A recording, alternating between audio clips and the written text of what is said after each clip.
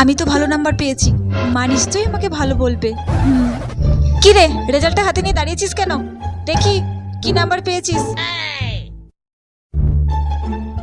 ছি ছি ছি ছি ছি ছি, তুই অঙ্কেতে মাত্র 25 পেয়েছিস। তোকে কি আমি 5 মাস্টার দিইনি? তোর লজ্জা করে না রে? এই রেজাল্ট নিয়ে আমার সামনে দাঁড়িয়ে আছিস। মা, আমি তো অন্যগুলোতে ভালো নাম্বার পেয়েছি। চুপ কর একদম, বেশি কথা বলবি না। দেখি শোনো মা, তোমার রেজাল্টটা এই নাও। এ কি, তুমি তো দুটো সাবজেক্টে ফেল করেছো, আর ইংরেজিতে মাত্র 2 পেয়েছো। আরে কি হয়েছে সোনা মা, তুমি কেঁদো না কেঁদো না। কি হয়েছে? এবার রেজাল্ট খারাপ হয়েছে তো পরের বার খুব ভালো রেজাল্ট হবে। আচ্ছা চলো, আমি তোমাকে দোকানে নিয়ে গিয়ে চকলেট কিনে দিচ্ছি। তুমি কেঁদো না, চলো চলো। কাছে মা সবসময় আমার সাথে এরকম করে, তোর ভালো লাগে না।